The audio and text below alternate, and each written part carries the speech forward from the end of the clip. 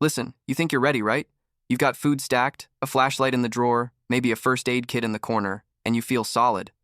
But when everything actually falls apart when the power's out, stores are empty, and nobody's coming to help, those big preps won't mean much if you miss the small stuff. And that's where most people screw up. It's not the flashy gear that keeps you alive, it's the things you didn't even realize you'd need until they're gone. And by the time you figure that out, you'll be too deep in the mess to fix it. The truth? Everyone focuses on the obvious. But real survivors? They're the ones who pack the stuff no one else even thinks about. So if you don't want to be the guy standing in the middle of a collapse with all the gear and still helpless, these 8 items better be on your list. So if you don't want to be the guy standing in the middle of a collapse with all the gear and still helpless, these 8 items better be on your list. And hey, if you're the kind of person who doesn't just prep for the look, but preps to actually survive, hit that subscribe button right now. Because this channel, we don't chase views, we chase reality. You'll get the kind of updates here that could save you when no one else shows up. And the next video, let's just say, if you miss it, you might miss your last chance to fix what's missing in your plan. Hit subscribe, lock in, and let's get into it. Number 1. Stainless steel eel potato masher. You know what's funny? In normal life, this thing just sits in the back of a kitchen drawer. Most people don't even use it anymore. But when collapse hits and you're not cooking with electric stoves or blenders anymore, this simple stainless steel potato masher becomes a game changer. Think about it. You've got dried beans, boiled roots, stored potatoes, maybe even powdered food that needs to be mixed and broken down. Without a blender, without power, how do you process it? How do you turn it into something you can actually eat? That's where this thing comes in. It doesn't make noise. It doesn't need electricity. It's all manual, just grip and press. And that's exactly what makes it gold during a power outage or long-term crisis. But here's the real reason this tool matters. It's not just about mashing potatoes. In survival mode, you'll be dealing with hard-cooked food, wild edibles, dried grains, and ration mixes. You'll need something that can crush, break, mix, and combine quickly and efficiently. Forks bend. Spoons aren't made for pressure. But a solid stainless steel masher? That thing's built to last. Now imagine trying to prep a meal for 4 or 5 people, and all you've got are basic ingredients, boiled root vegetables, maybe some beans, some powdered soup. You need to mash that stuff together to make it edible. You're not going to do that with your hands. And using a plastic spatula? That's a joke. And let's talk about durability. You buy a decent one, and you've got a food tool that'll last you years. No battery to die, no motor to burn out, no plastic to melt near an open flame. Most people don't even think of this tool when they pack their prep bags. But you're thinking smart. You're thinking beyond survival gear and focusing on what actually keeps you functional day after day. That's how you stay ahead. So yeah, it's just a potato masher. Until it isn't. Number 2. Pressure cooker gasket rings. Everyone talks about pressure cookers when it comes to survival cooking, and for good reason. They save fuel, cook food faster, and work with pretty much anything. But here's what no one tells you. Your pressure cooker is just a fancy pot if the gasket fails. That soft rubber ring around the lid, that's the real engine of the whole thing. Without it, your cooker can't build pressure, can't hold steam, can't do its job, and in a long-term grid-down situation, where are you going to find a replacement? Most people don't even think to check it. They store the cooker, maybe test it once, and call it good. But that gasket dries out, it cracks, it warps with heat. And if you're using the cooker daily after collapse boiling grains, beans, tough meat, you're putting stress on that seal every single time. Now imagine this. It's week 2 of the blackout. You're running on limited gas or wood fuel. You've got food, but it takes forever to cook. Your pressure cooker was supposed to be your fuel-saving savior. But now the gasket's shot and you've got no replacement. What do? Let food burn more fuel for hours? Eat it half done? That's why having spare gasket rings is survival 101, but somehow it's never on the list. It takes up no space, costs almost nothing, but can literally be the difference between eating efficiently or wasting hours and resources. And it's not just about convenience. In crisis situations, fuel becomes currency. Time becomes a weapon. The faster you can cook, the more you can serve. The more you can serve, the longer you last. So if you're smart enough to have a pressure cooker in your setup, be smart enough to back it up. Keep at least 2 or 3 spare gaskets, sealed in a cool, dry place. Rotate them if you use one regularly. It's not exciting, it's not tactical, but when it's cold, you're hungry, and you've got 5 mouths to feed. This little rubber ring might just be one of the most valuable things you own. Number 3, manual egg beater.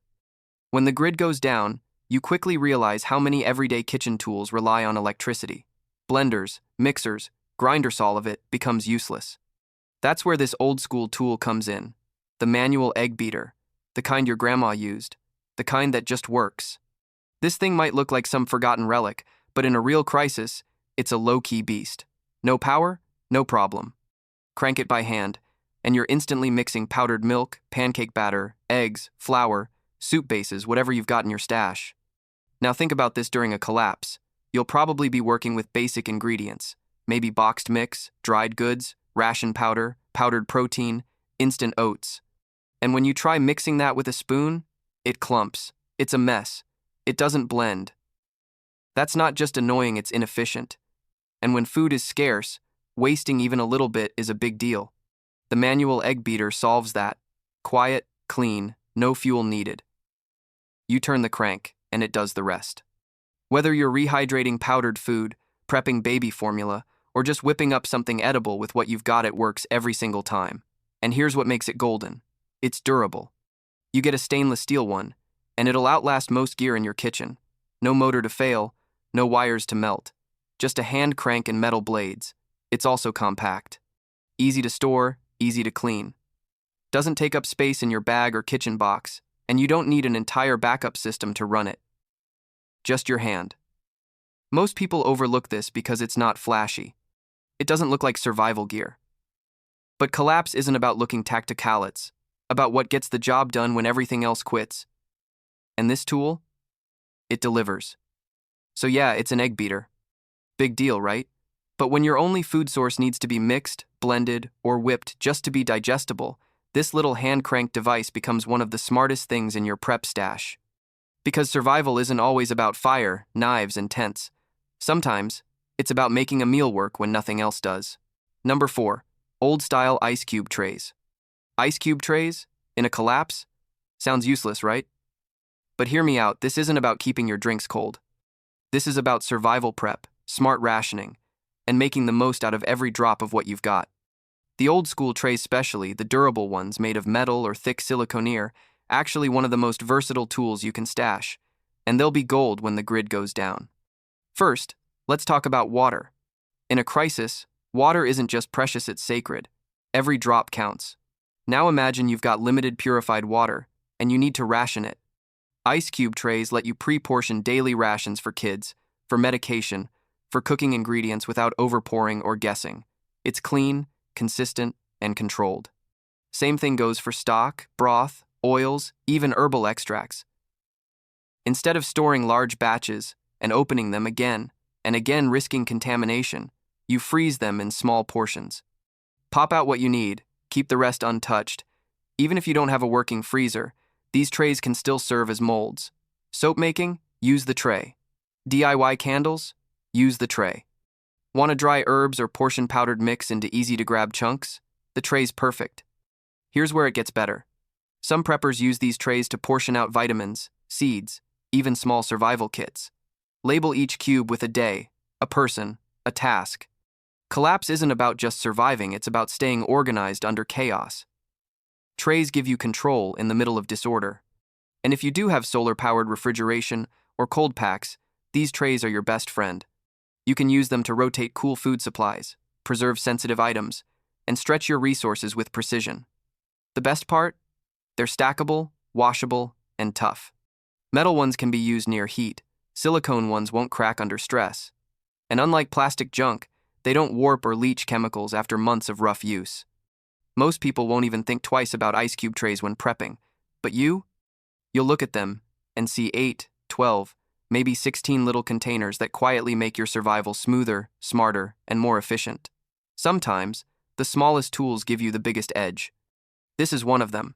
Number 5, grease street rainer can. Let's get one thing straight in a real collapse. Nothing gets wasted. Not water, not scraps, not even grease. Especially not grease. Most people cook, pour the leftover oil down the sink, and move on with their lives. But when the grid's gone, shelves are bare, and calories turn into currency, that grease, that's survival fuel. That's the flavor. That's liquid gold. And the only thing standing between you and rancid, spoiled cooking oil is a simple grease strainer can. Let's break this down. A good grease strainer can isn't just a metal cup. It's a closed-loop fuel system. It lets you cook fatty foods, bacon, beans, meat scraps, and then filter out the burnt bits, seal the oil, and reuse it safely. You're not just stretching meals, you're multiplying them. Without one, you've got dirty grease that smokes up your shelter, spoils your food, and attracts every rodent for miles. With one, you've got clean, stored calories that cook your next meal, prevent sticking, and keep your morale from bottoming out when everything tastes like boiled cardboard. And here's what no one tells you: that grease, it trades. I've seen it happen. A guy in camp had no oil. He was trying to fry rice in water, burned it, destroyed the pot. I offered him a sealed jar of filtered bacon grease, and he handed me 2 cans of beans and a broken multi-tool. Why? Because fat carries flavor, and flavor keeps people moving when their world is falling apart. But there's more. That grease, it keeps iron pans seasoned. It lubricates blades in a pinch. I've even used it with cotton as a slow-burning fuel source when everything else was wet. It's not just food, it's utility. What's my take? I've got 2 grease strainer cans, both with mesh tops, tight lids, and handles that don't melt when the world's on fire. One stays in the off-grid kitchen. One stays sealed, untouched for trade. Because someone will come begging. And when they do, I'm not handing out gear. I'm trading power. So ask yourself, when the oil runs dry, when the markets crash, and everyone's choking down flavorless rations, will you be the one cooking or the one begging for fat? Because in collapse, grease isn't wasted. Grease is wealth. And the one who controls the flavor controls the trade. Number 6, wooden rolling pin. Most people look at a rolling pin and think of cookies, comfort food, something nostalgic, harmless. But in a collapse, that smooth wooden cylinder becomes one of the most versatile, brutally simple survival tools you can own. It doesn't need power. It doesn't need fuel. It just works again and again, and nobody sees it coming. Let's start with the obvious. Yes, it flattens dough. But when food gets scarce and you're turning foraged flour, crushed beans, or dried grains into something edible, a rolling pin becomes your food shaper, your prep press, your calorie stretcher. Crackers, flatbread, emergency ration bars. No pin? Good luck shaping anything consistent. Good luck making it cook evenly. But that's just the polite version. Do you want real survival? Here it is. The rolling pin crushes. It smashes. Dried chickpeas? Flatten them for cooking. Hard biscuits? Break them down for powder. Need to crack open a frozen can because your opener broke? Pin handles it. I've even used one in training drills to tenderize wild game that had no business being chewy. You wrap it in a rag and go to work. Clean, quiet, effective. And then there's the side no one talks about: defense. You think you'll have a weapon when looters come knocking? Think again. Most people won't. Most people panic. But a heavy rolling pin? That's close quarters insurance. No blade to sharpen, no ammo to lose. Just dense wood, blunt force, and surprise. I've seen it used not in fantasy, not in fiction, in real-world chaos. When someone comes into your shelter aggressive, threatening, and you're caught off guard, that pin doesn't look like a threat until it hits like one. Still think it's just for baking? And then there's trade value. No one packs a rolling pin. Not the tactical crowd. Not the minimalist preppers. But when they're sitting around, trying to make ration bread with a stick or a bottle, and it keeps tearing, you pull out a proper pin and suddenly, you're the guy with solutions. You're not trading gear. You're trading comfort, consistency, control. My take? I carry a 12-inch solid wood rolling pin in my long-term cooking setup. No hollow core, no handles that break, just pure wood, sealed, wrapped, field-tested. Because I'm not going to be the guy eating broken biscuits and getting jumped in the dark. You still think it's just a kitchen tool? In collapse, it's a survival multiplier. And maybe your last line of defense. Number 7, manual citrus juicer. Most people walk past a manual citrus juicer like it's some forgotten kitchen relic. Old school, obsolete, cute, maybe. But when clean water runs low, when electrolytes vanish, and when your body starts to crash under heat, stress, or infection, this little tool becomes one of the most critical survival assets you didn't know you needed. Let's be real. In a crisis, hydration isn't optional, it's life or death. But it's not just about drinking water. It's about replacing what your body loses under pressure: sodium, potassium, vitamin C. You can't just guzzle plain water and hope for the best. That leads to imbalance, fatigue, and in extreme cases, collapse. Enter the manual citrus juicer. It doesn't need power. It doesn't need batteries. It just delivers fast, efficient extraction from any citrus fruit you can scavenge, barter, or grow. Lemons, limes, oranges, grapefruits, doesn't matter. You put in pressure, you get out of hydration. This isn't about fancy drinks. This is about survival chemistry. One orange can give you nearly all your vitamin C for the day.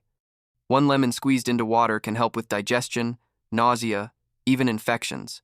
But try doing that by hand? Try squeezing 4 limes with raw fingers after 3 days of rough terrain and dehydration. You'll waste more juice than you collect. With the metal press juicer, you get every last drop, no waste, no mess, no noise. But here's where it gets tactical. That juice trades. In a grid-down scenario, fresh fruit is rare. Fresh juice, it's liquid gold. I've seen someone trade 2 orange halves just for the use of a press. Because their kid was sick, vomiting, and they needed the electrolytes now. And when everyone else is choking down warm, flat water from jugs, you show up with citrus-infused hydration? That's not a drink. That's morale. That's leadership. My take? I carry a compact metal citrus press in my off-grid kitchen setup, cast aluminum. No plastic joints. Rust-resistant. I've used it to boost hydration on hot days, cut the flavor of stored water, even mix ration drink powders for sick group members. It weighs almost nothing and earns its keep every time. Here's the truth. In a collapse, hydration isn't just about water. It's about balance, about nutrients, about keeping your people standing when everything else says sit down and give up. So ask yourself, when the heat rises, the stress spikes, and your body starts breaking down, will you be the one squeezing power or watching it drip away? Number 8, steel food tong. Collapse cooking isn't like kitchen cooking. It's not a clean stovetop and non-stick pans. It's a fire pit, makeshift stoves, scavenged grills. It's an open flame, and that means danger. That's where the steel tong and spatula combo becomes more than just a utensil. It becomes survival armor for your hands. You might not think about it now, but one burn, one slipped hand into hot oil or a flaming skillet, and you're out. Cooking becomes a pain. Pain leads to infection. Infection leads to disaster. All from trying to flip a pancake or pull a can from a fire. These tools give you distance, control, precision. You're not poking at food with sticks or trying to stab sausages with knives. You're turning, lifting, moving hot gear like a pro even when the setup is crude and risky. And in a crisis, time matters. You're cooking in low light, with scavenged fuel, maybe with scavenged ingredients. You don't have 5 tries to get that heat right. You need to move fast, keep hands safe, and serve food before morale or body heat drops. I carry 1 set stainless steel, locking tongs with silicone grips, flathead spatula that doubles as a scraper, light enough for the go bag, strong enough for the fire pit. You think you'll improvise with a fork or a stick, but when you're cooking for 4 people over a converted barrel and someone drops half the ration meat into the flame because they didn't have proper gear, suddenly, a pair of tongs becomes a tool worth trading for. Ask yourself this. You've packed beans, you've packed rice, you've packed fuel, but are you ready to cook it safely? Because in collapse, burned hands don't heal easy. And the guy with the right tools? He feeds everyone and stays standing. So now you know. It's not the big, flashy gear that keeps you alive when everything breaks down. It's not the bug-out bunker or the $500 backpack. It's the quiet tools. The kitchen items you've already touched 100 times but never thought to pack. The ones that stay behind when panic starts, and suddenly, they're gone. A grease can, a citrus press, a rolling pin. Laugh now, but when food turns into fuel, when fire turns dangerous, and when hydration becomes a currency, these tools flip from ordinary to essential. And here's the truth. No one's coming to hand them to you. When collapse hits, you either have it or you don't. So, I want to know which of these 8 items are already in your prep. And which ones are you grabbing now that you've seen what they really do? Drop a comment. I read them. I learned from them. Because survival isn't about ego, it's about edge. If you're the kind of person who doesn't wait for the headlines to give you permission, if your gut already knows what's coming, hit that subscribe button right now. Not for me, not for the algorithm. For the version of you who shows up ready when no one else does. This channel doesn't do hype. We survive, one tool at a time, stay sharp, stack smart. And when the shelves go empty, you won't panic. You'll already be 2 steps ahead. Everyone else? They'll wish they packed what you did.